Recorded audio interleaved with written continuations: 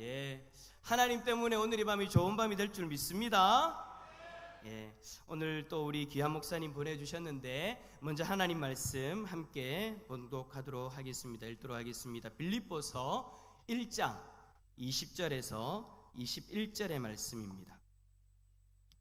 빌립보서 1장 20절에서 21절의 말씀 우리 한 목소리로 읽도록 하겠습니다. 시작. 나의 간절한 기대와 소망을 따라 아무 일에든지 부끄러워하지 아니하고 지금도 전과 같이 온전히 담대하여 살든지 죽든지 내 몸에서 그리스도가 존귀하게 되게 하려 하나니 이는 내게 사는 것이 그리스도니 죽는 것도 유익함이라. 아멘. 자, 이 시간 또 선교대교회 대표 되시고 호프 대구 지부의 대표 되시는 우리 윤순동 목사님 나오실 때에 우리 환영의 박수로 목사님 환영하도록 하겠습니다. 박수하겠습니다.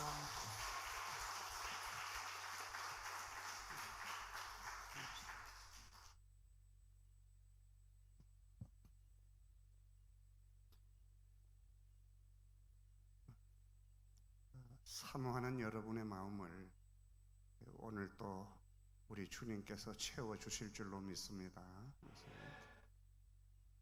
여러분 어떤 기도를 요사이 드리고 계세요? 하나님의 얼굴을 구하고 그분의 얼굴을 절박하게 구할 수밖에 없는 그런 기도가 있다면 도대체 어떤 기도를 갖고 계세요?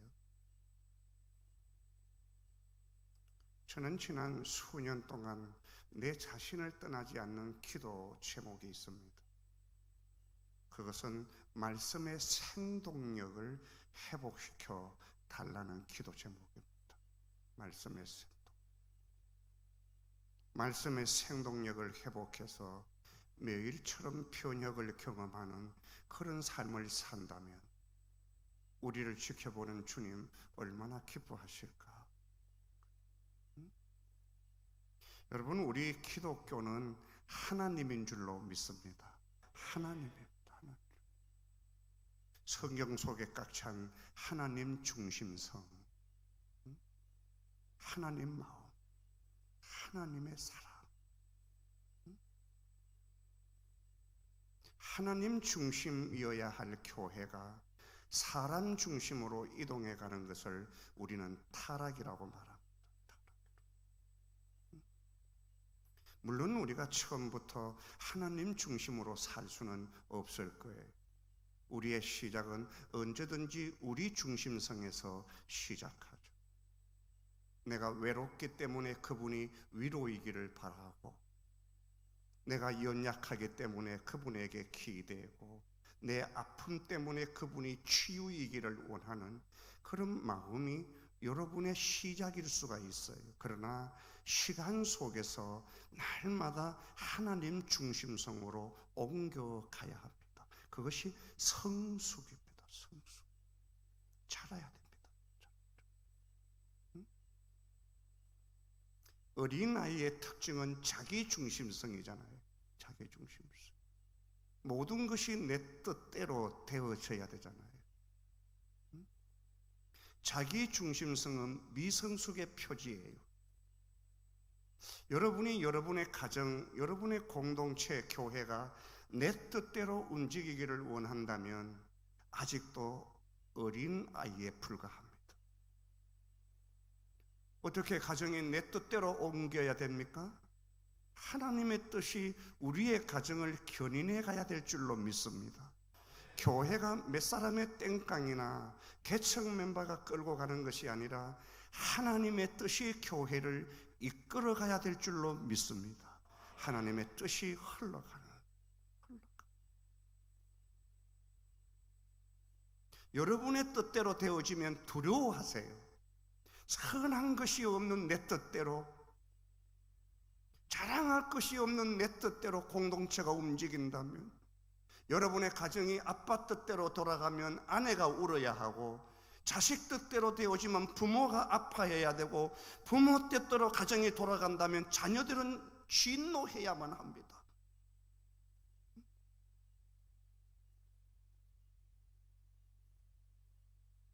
저의 우정이 35년 전에 인도네시아에 있는 우측의 파푸니 누기니라고 하는 지역에 모수꼬나라고 하는 종족이 있는데, 그 종족의 성경 번역을 위해서 태어난 지 넉 달 된 딸아이를 데리고 선교지로 떠났습니다. 여러분, 우리가 우리의 말로, 우리의 모어로 신구약 성경이 번역되어져서 우리가 이 신구약 성경을 통째로 읽을 수 있는 이것 하나님의 은혜인 줄로 믿습니다. 은혜입니다. 세계 6,400개 언어 가운데 신구약 성경이 번역되어져서 자기의 언어로 하나님의 음성을 듣는 사람들은 불과 6%에 불과합니다. 6%. 아직도 3,500개의 성경이 긴급하게 번역되어져야 될 그런 상황. 여러분이 선교지를 위해서 기도하고 선교사들을 위하여 기도할 때 그냥 기도하지 말고 이런 하나님의 말씀을 언어로 번역하고 있는 번역 선교사들을 위한 기도가 필요합니다.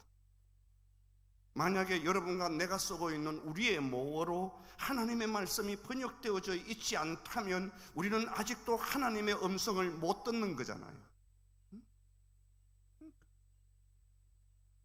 인도네시아 큰 나라죠. 인도네시아가 크죠.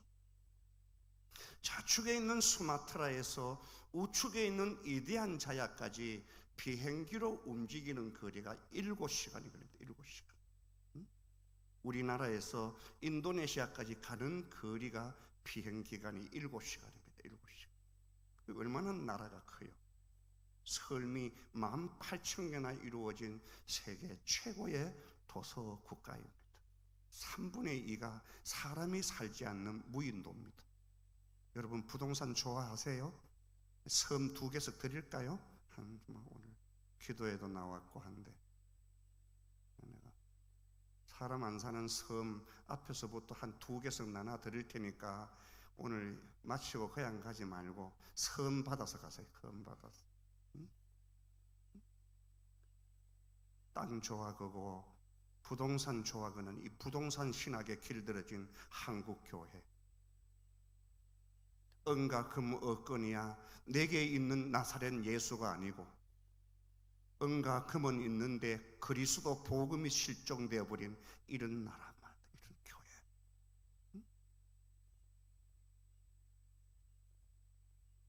인도네시아가 큰 나라죠. 세계적으로 중국이 인구가 15억인데 무적입자하고 소위 하인 디아스포라를 엄치게 되어지면 17억이 되어져요. 인도가 13억인데 제가 아주 과거에 내 친한 친구가 인도 사람이었는데 내가 인도 친구에게 물었어요. 너희 나라 인구가 얼마니? 그러니까 그 친구가 저를 보고 하는 말이 9억 5천인가 10억인가 그러더라고요. 오차가 5천만입니다. 오차가 5천만이에요. 5천만. 그런데 힌두 사상이 강하니까 다산이 축복이잖아요. 그래서 많이 출산함으로 향후 15년 뒤에는 인도의 인구가 중국의 인구를 추월할 것이라. 인도네시아가 얼마나 크냐 하면 인도가 4시나 돼요. 인도네시아 이렇게. 남이 웃을 때는 함께 웃으시소. 걱정해요. 남이 걱정해요. 다 웃는데 안 웃으면 교인들 걱정한다니까요.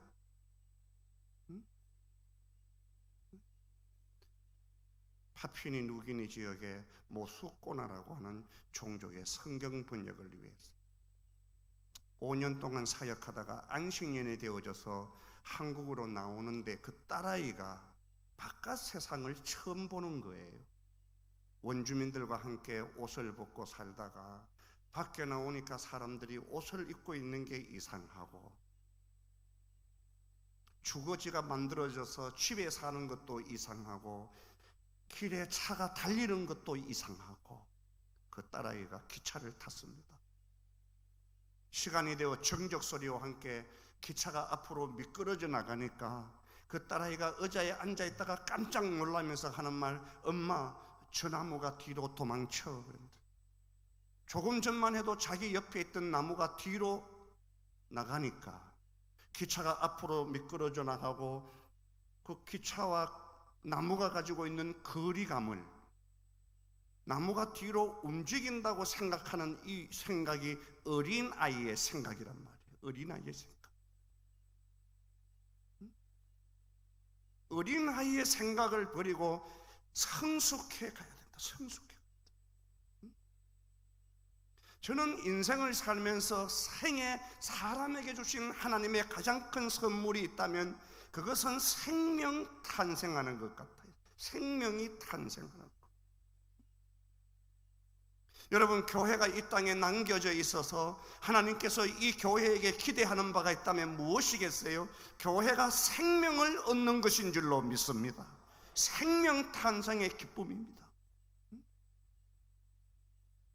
여러분이 가정을 만들어서 하나님께서 하나님의 거룩한 창조에 참여하는 생명을 주신다면 그 생명 앞에서 가족들이 얼마나 기뻐하나요? 그러나 태어난 생명을 향하여 우리가 기대할 수 있는 것이 있다면 그 생명이 자라는 것인 줄로 믿습니다. 자라야 됩니다. 안 자란다고 생각해 보세요. 태어난 아이가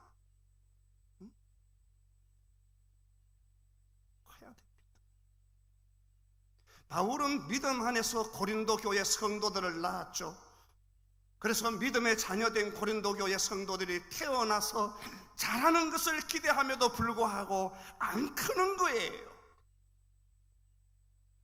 자라지 않는 고린도 교회 성도들을 향하여 바울이 말하기를, 고린도 교회 성도들아, 제발 좀 크라, 좀 크라.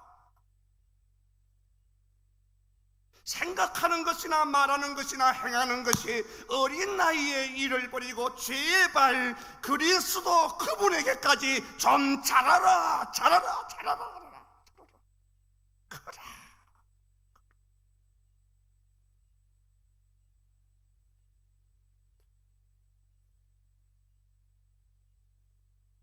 여러분에게 부탁드릴게요. 여러분이 태어나지 않았다면 정말로 그리스도를 인격적으로 만나 태어나는 간격이 여러분의 것이 되기를 바랍니다. 그렇다면 태어났다면 제발 좀 크세요. 자라야 됩니다. 크세요.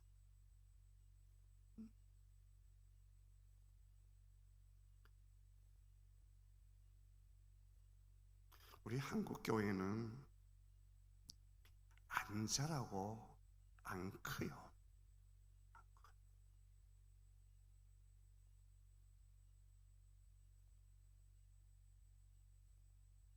오퍼레이션 월드라고 하는 세계 기도 정보지를 만들어냈던 선교사님이 저와 함께 식사를 하다가 그분이 저를 보고 이렇게 얘기를 해요. 한국 교회의 특징이 있는데 한국 교회가 선교를 한 지 이제 한 40년 정도가 되었습니다. 우리가 선교를 한 것이 제대로 한 것이 한 40년 정도가 되었어요. 40년 정도. 1979년도 소위 나일선이라고 하는 넬슨이라고 하는 선교사님이 우리 한국 교회의 선교 재고 조사를 한 거예요. 재고 조사. 우리가 도대체 얼마나 파송했는가, 얼마나 여러 나라로 파송했는가, 이걸 소위 재고 조사를 했는데 1979년도 우리 한국 교회가 파송한 선교사 숫자가 93명이었습니다. 93명. 100명이 안 된 거예요. 100명이. 그런데 그 100명도 교회가 깨달음을 통해서 선교를 한 것이 아니고, 우리 교회가 복음을 나누어야지, 복음 없는 나라에 선교사를 보내야지 이래서 파송한 것이 아니고, 선교사 본인들의 마음 속에 하나님의 마음이 너무 강력해서 거절하지 못하고 자발적으로 나간 선교사들이에요. 자발적으로 나간. 그래서 우리가 100명을 넘긴 것이 1980년도예요. 1980년도. 그래서 우리가 선교 원년을 1980년, 우리가 피선교지에서 선교지로, 선교 국가로 바뀌어지는 우리의 이미지가 성형되는, 이전까지는 우리 한국이 피선교지였는데 이제 우리도 선교하는 교회다라고 하는 것이 1980년도부터 시작된 거예요. 그리고 우리가 지금 19년도니까 40년이 된 거예요. 40년. 그분이 저에게 이렇게 얘기하더라고요. 한국교회 40년의 선교 역사를 한마디로 정리한다면 40년의 역사가 아니고 1년을 40번 반복한 것에 불과하다. 제 얘기가 이해가 돼요? 이해가 돼요? 여러분의 교회 역사가 30년이나 40년이 되어지면 30년이라고 말하면 20년의 교회 역사가 흉내낼 수 없는 30년의 성숙함이 있어야 되는데 교회가 계속 1년짜리를 반복하고 있다라는 거예요.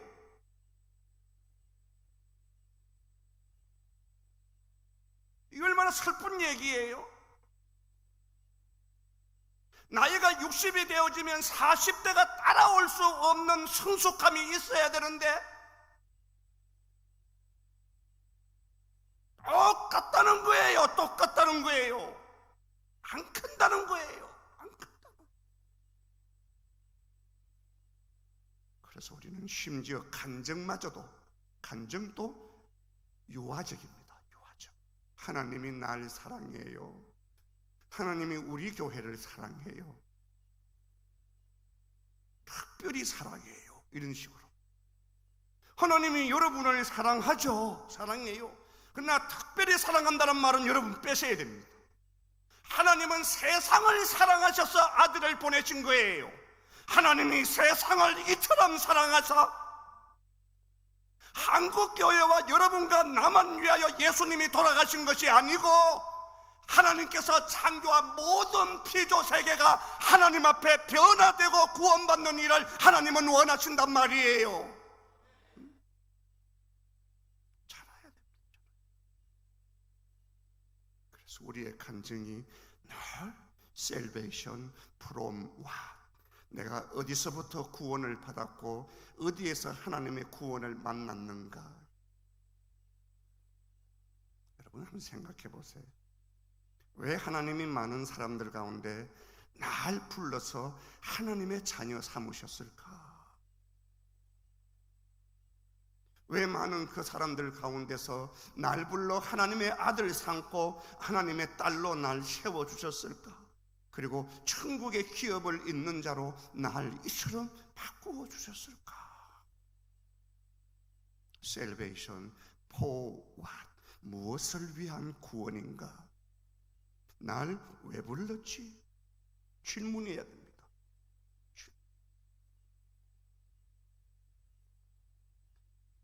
세상에 한때 유행했던 책 가운데 보면 철학의 3가지 질문이라는 책이 있어요. 철학의 3가지 질문. 철학은 질문하죠. 세상은 무엇인가? 사람은 무엇인가? 나는 누구인가? 이걸 성경적인 질문으로 바꾸면 나는 어디서 왔는가? 나는 무엇 때문에 사는가? 이렇게 바꿀 수 있어요. 나는 어디에서 와서 무엇 때문에 사는가? 어디서 왔는가라고 하는 질문은 존재론적 질문이고 무엇을 위하여 사는가라고 하는 말은 목적론적 질문입니다. 나는 어디서 존재했고 왜 살지? 철학은 비겁하죠. 질문하고 대답하지 않습니다. 그러나 우리 하나님은 모든 질문에 해답이 되시는 줄로 믿습니다. 그분은 말씀합니다. 사람은 어디에서 왔는가? 이사야 43장 7절 21절. 내가 지었다. 내가 창조했다. 우리가 왜 창조되었는가? 우리 하나님 말씀하십니다. 내 영광을 위하여 지었다. 내 영광을 위하여 나를 찬송케 하려 함이니이다. 그랬습니다. 우리를 하나님의 영광으로 여러분과 나를 통하여 하나님의 영광 받는다고. 여러분 기대하세요. 여러분의 삶이 그리스도 그분의 영광, 하나님의 영광과 붙어있는 삶이라니까요. 성도 한 분 한 분의 삶을 통하여 하나님의 이름이 드러나고, 내가 이스라엘을 건진 것은 이스라엘을 위함이 아니라 이스라엘이 더럽힌 열방 가운데 내 이름을 회복하기 위하여라고 말하잖아요. 위하여라고.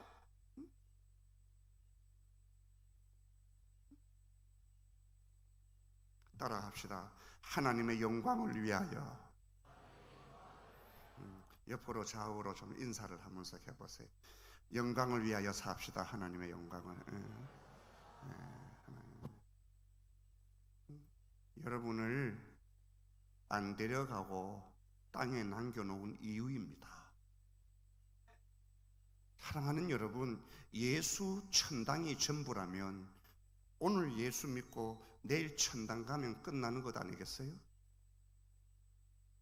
우리가 믿는 복음의 전부가 예수 천당이라면, 예수 믿고 천국 가면 끝나는 우리들을 왜 하나님께서 안 데려가시고 이 세상에 심어두시고 교회를 왜 이 세상 속에 남겨두었을까요? 영광입니다. 영광. 사람의 제일 된 목적이 무엇이뇨? 하나님께 영광, 그분을 기뻐하는 것이라고 그러잖아요. 영광입니다. 그러면 여러분, 하나님께 영광을 돌리는 삶이 어떤 삶일까요? 질문해야 됩니다. 제가 신학교에서 비교 종교학과 성교학을 오랫동안 가르쳤어요. 신학생들에게. 학생들을 가르치는 교수의 입장에서 가장 기쁜 것이 있다면 질문을 제대로 하는 제자를 만나는 겁니다. 교회를 섬길 때 성도들의 질문 하나가 사역하고 있는 목회자에게 내가 목회하기를 잘했다라는 마음을 줄 수도 있고, 성도들의 질문 하나가 낙심을 만들 수도 있습니다. 건강한 질문은 건강한 해답을 만나고, 교회가 하는 건강한 질문은 교회도 살리는 줄로 믿습니다. 왜 하나님께서 교회를 남겨놓았을까? 심어두었을까? 왜 하나님께서 날 세상에 남겨놓았지?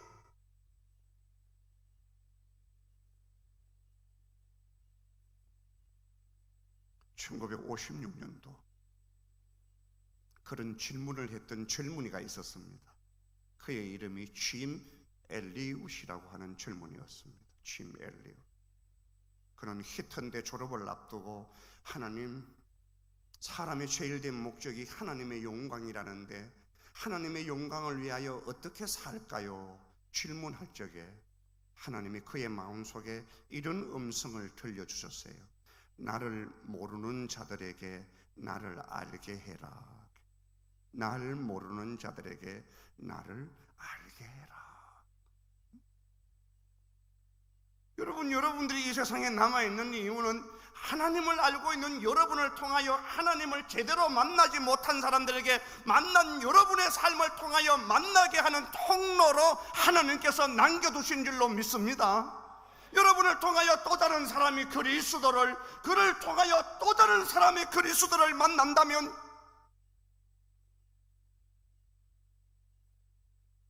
예수 제대로 만나면 안 바뀌는 인생 없잖아요.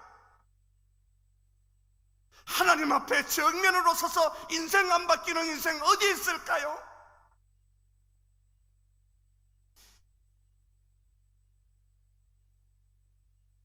짐 엘리엇은 그의 동료 5명과 함께 경비행기를 타고 20세기 마지막 남은 식인종 아카 종족이라고 하는 에쿠아도르의 아우카 종족을 위해서 하나님의 복음을 전하기 위하여 갔습니다.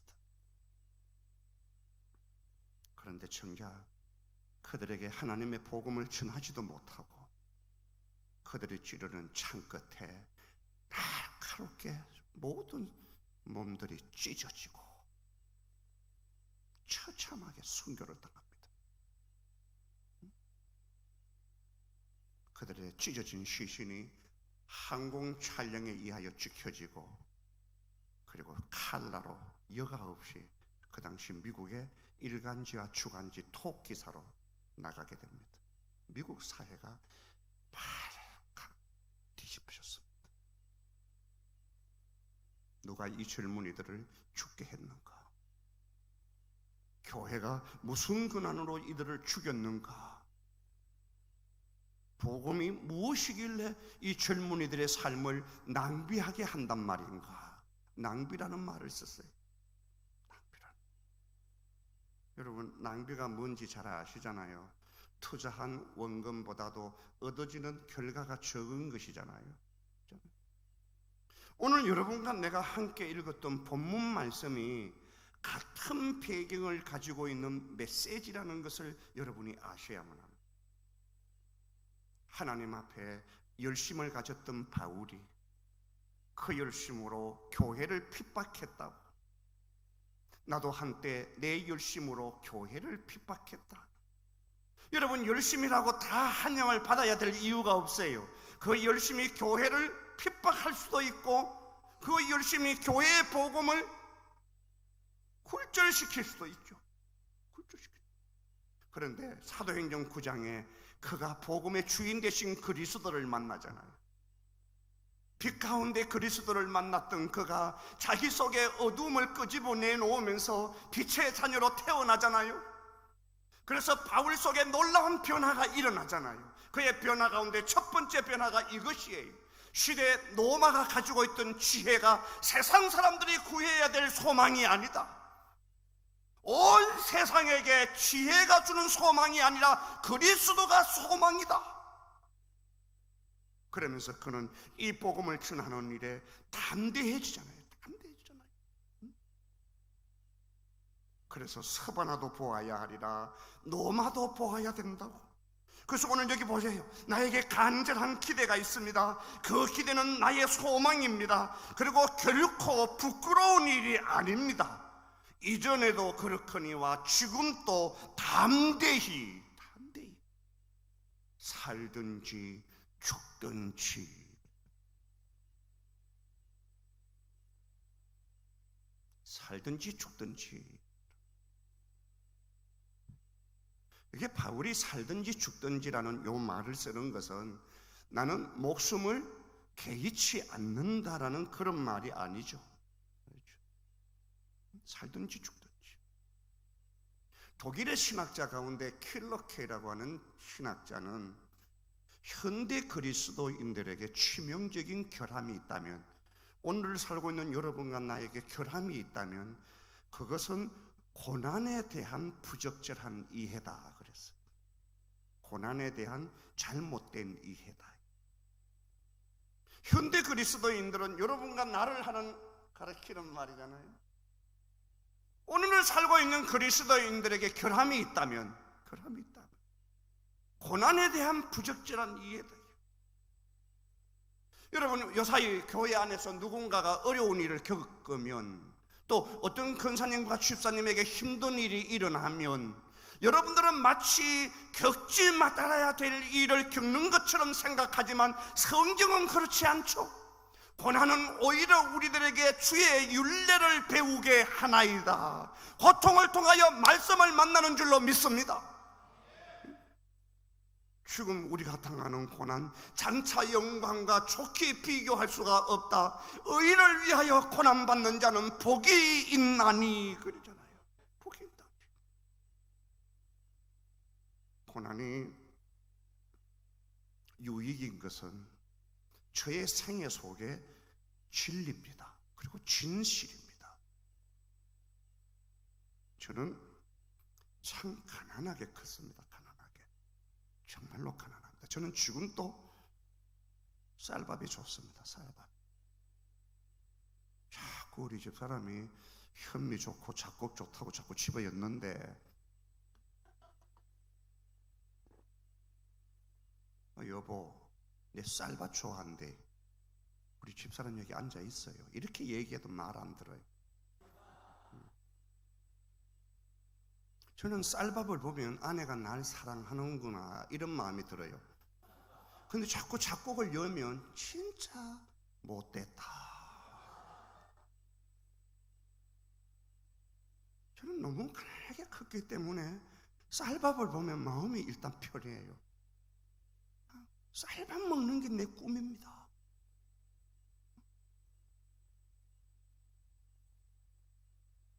저는 내 꿈이 뭐냐 하면 돼지 껍질을요 실컷 먹어보는 겁니다. 돼지 껍질. 자꾸 비계라고 잘라내는데 고기입니다, 여러분. 비계도 고기예요. 그래서 언젠가 누군가가 우리 집에 자꾸 고기를 갖다 주기 때문에 집사람이 자꾸 비계를 잘라내더라고요. 그래서 내가 칼 나한테 줘라 이래가지고 비계를 같이 붙여서 내가 버는 방법을, 시범을 보여줘가지고 이제는 안 비워내요. 비계를 정교하게 살에 붙여야 됩니다. 저는 비계가 좋아요. 여러분, 요사이 비계를 자꾸 잘라내면 집에서 좀 모아놨다가 목사님한테 전달해가지고 우리 집으로 좀 보내주세요. 저는 비계가 좋다니까요. 한때 대구 경북 지역에 보리밥 뷔페집이 유행할 때가 있었잖아요. 그때 2,500원만 주면 한쪽에 가면 돼지 비계를 볶아놨다고요. 그러면 저는 접시에다가요 쌀밥에, 보리밥 안 먹고 쌀밥에다가 그걸 한 젓씩 담아가지고 먹으면 집사람이 날 보고 하는 말이, 왜 비계만 먹어요? 이렇게 얘기하는 거예요. 그러면 내가 이렇게 얘기해요. 가만히 놔둬라. 내 꿈이 이루어지는 순간이다. 놔둬라 날.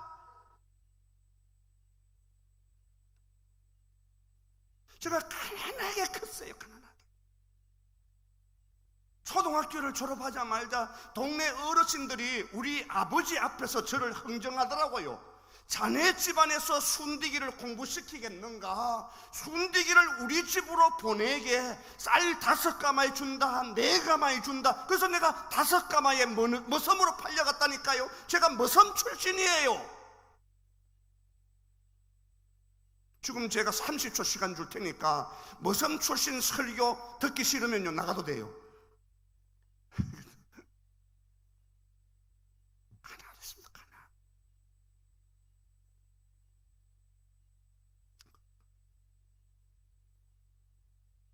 제가 공부를 하고 싶은데 공부할 수 있는 방법이 한 길밖에 없더라. 그게 뭐냐면 운동 특기생이 되는 거였습니다. 운동 특기생. 제가 유도하고 씨름을 전문적으로 한 사람입니다. 8년 동안 체육장학생이 되어져서 지독하게 운동했습니다. 지금은 살을 빼서 그렇지 제 몸무게가 이 몸무게가 아닙니다.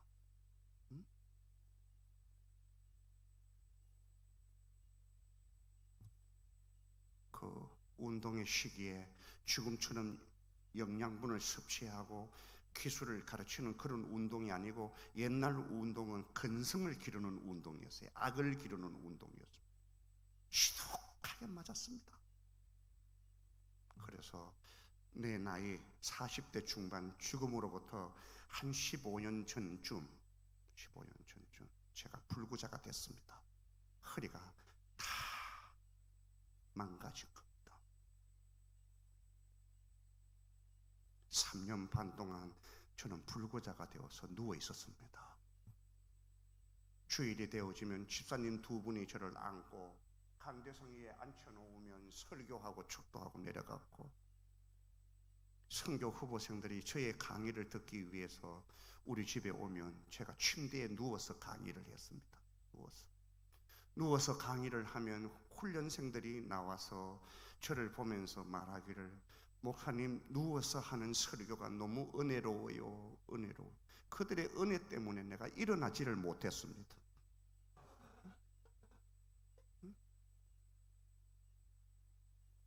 허리를 다 잘랐습니다. 죽은 제 등 뒤는 다 셉니다. 쎄. 6마디 허리를 다 잘라버렸습니다. 그리고 쇠로 다 이렇게. 제가 외국에 출국과 입국을 할 때마다 찡찡. 그러면 금일간이 저를 바라보면 내가 그분에게 말하기를 I am Terminator다. 터미네이터다.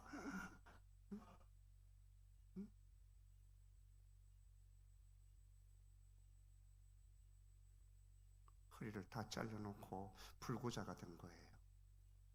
여러분, 내가 불구자라는 게 믿겨지지 않잖아요. 내가 운동으로 산 사람인데, 몸이 내 연장이었고 몸이 내 재산이었는데 내가 일어나지 못한다는 게 꿈 같잖아요. 그래서 침대에 누웠다가 일어서면 곤두박질 쳐고, 누워있다가 일어나면 쓰러지고, 내 스스로의 힘으로 아무것도 못하는 철저한 병신이 되었습니다. 3년 반 동안. 그런데 어느 날 우리 집사람이 내 옆에서 벼룩시장을 보더라고요. 벼룩시장. 여러분, 벼룩시장 아세요? 벼룩시장. 여러분들도 형편이 많이 힘들어요. 집사람이 왜 벼룩시장을 보노 이렇게 묻지 않았는데, 내 머리로 생각해 보니까 언제까지 교회가 나를 데리고 있을 수가 있겠어요? 3년 반 또 교회가 인내한 것 아니겠어요? 집사람의 입장에서는 언젠가 모르지만 교회를 떠나야만 하고, 그러면 나를 간병하면서도 할 수 있는 일이 무엇인가를 벼룩시장에서 찾더라고요. 그때 내가 하나님 앞에 기도하기를, 하나님, 정말로 내 마음 알죠? 나를 위한 기도가 아닙니다. 나를 사랑하기 때문에 함께 아파하는 사람을 위한 나의 기도입니다. 하나님, 내 몸에다가 한 번만 손을 대주이소. 내가 욕심으로 구하지 않겠습니다. 그냥 일어서고 앉을 수만 있는 회복만 달라했어요. 내 스스로의 힘으로 일어서고 앉을 수만 있게 해주세요. 더 안 구할게요. 그랬어요. 그런데 놀랍게도 하나님께서 내 몸에 손을 대어주시고 이렇게 회복을 주신 거예요. 그때, 그 고난의 때, 풍요의 때였습니다. 하나님의 말씀이 내 속에 가득했고 그분의 임재가 가득했다니까요. 고난에 대한 부적절한 이해. 사랑하는 여러분, 그 고통의 때 하나님은 우리를 너무너무 사랑하셔서 오히려 우리 가까이 오셔서 나를 만지시고 있는 그때임을 기억하세요. 바울이 말합니다. 죽든지 살든지.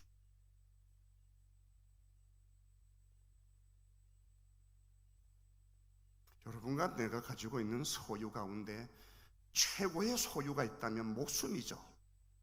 목숨보다 더 귀한 소유는 없습니다.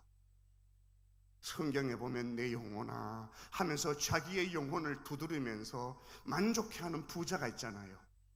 그때 우리 하나님 말씀하시잖아요. 오늘 밤에 내가 네 영혼을 취하면 네가 가지고 있는 것이 누구의 것이 되겠노? 목숨은 가장 소중한 소유예요.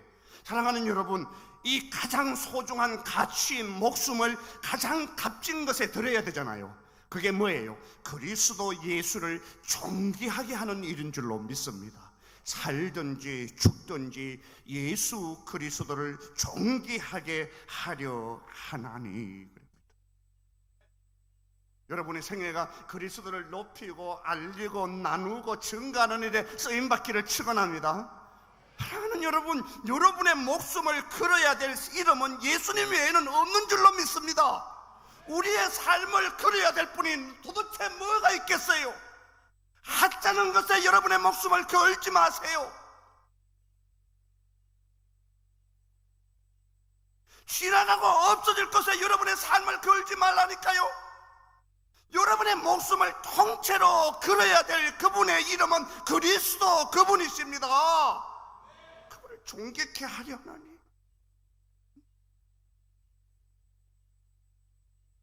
내 속에 사는 것이 그리스도니 죽는 것도 유익하다.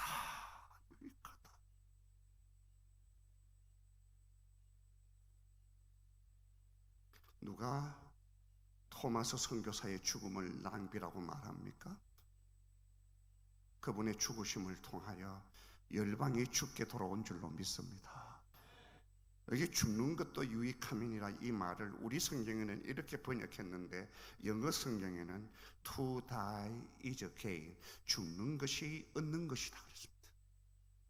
허드슨 텔러의 죽음을 통하여 중국을 얻고, 저더슨의 죽음을 통하여 미얀마가 돌아오고, 신성민 배흥규 형제의 죽으심을 통하여 아프가니스탄이 돌아오고, 예수 그리스도의 죽으심을 통하여 열방이 회복되는 줄로 믿습니다. 우리 가운데 누구도 자기를 위하여 사는 자가 없습니다. 누구도 자기를 위하여 죽는 자도 없습니다. 사나 죽으나 우리가 다 주의 것인 줄로 믿습니다. 그러므로 살든지 죽든지 우리가 다 주의 영광을, 먹든지 마시든지 다 주의 영광을. 다 해본 솔로몬이 말합니다. 여러분, 헛되고 헛되다. 이 일의 결국을 너희들이 다 들었으니 여호와를 경외하고 하나님을 진실로 예배하는 예배자가 되시기를 축원합니다. 여호와의 명령을 지킬지어다. 이것이 사람의 본분이리라. 그분이 우리에게 주신 거룩한 이름, 그 이름을 땅끝까지 전하는 그런 증인으로서의 삶을 사는 우리에게 목숨을 잃는 것이 두려운 것이 아니라 삶을 낭비하는 것이 두려운 일입니다. 그분이 주신 한 분밖에 없는 우리의 삶을 한 분이신 그분의 영광을 위하여 낭비하지 말고 통째로 주님 앞에서 사는 복된 성도들 되어지기를 주의 이름으로 축원합니다. 기도하겠습니다. 사랑하는 여러분, 잠깐만 눈을 감고 기도합시다. 저는 여러분들이 입을 열어서 여러분의 인생, 소중한 인생이니까 정말 소중한 일에 여러분의 삶을 드려야 합니다. 이 세상에서 구하는 부귀영화 이 정도? 어느 누가 여러분의 명예를 기억할까요? 조금만 지나면 아무도 여러분의 삶을 기억해 주지 않습니다. 그런 하찮은 것에 솔로몬은 이미 결론을 내렸습니다. 그런데 왜 솔로몬이 토한 것을 다시 먹으려고 하십니까? 태양을 팔아서 촛불을 사는 것은 어리석다고 하나님이 말씀합니다. 삶을 허비하지 마십시오. 여러분의 삶, 그리고 우리의 영원한 삶을 위해서 주님께서 십자가에 돌아가셨습니다. 그만큼 우리들이 소중한 존재들입니다. 그 삶을 던질 만한 가치는 예수님밖에 없습니다. 복음밖에 없어요. 어떠한 것도 여러분의 목숨을 바칠 만한 가치가 아닙니다. 그래서 바울처럼 기꺼이 예수를 위하여 다른 것을 놓았던 것처럼 그런 삶을 향해서 가야 되죠. 정말 우리가 두려워해야 할 일은 목숨을 잃는 것이 아니라 삶을 낭비하는 것입니다. 그렇다면 내 몸에서 그리스도가 존귀하게 된다는 것이 도대체 무엇일까요, 여러분? 바울은 말합니다. 우리 중에 누구든지 자기를 위하여 사는 자 없고 자기를 위해서 죽는 자도 없다. 우리가 살아도 주를 위하여 살고 죽어도 주를 위하여 죽습니다. 사나 죽으나 우리는 다 주의 것입니다. 그런즉 먹든지 마시든지 무엇을 하든지 하나님의 영광을 위해서 하라 그랬습니다. 이것이 우리에게 주신 삶이고 가장 값지게 사는 생애입니다. 이런 생애를 살게 해달라고 기도합시다. 나의 중심성이 하나님의 중심성으로 변화되는 성숙을 달라고 기도합시다. 우리 이 시간 다 같이 한 목소리로 하심에서 기도하면서 나가겠습니다. 다 같이 기도합니다.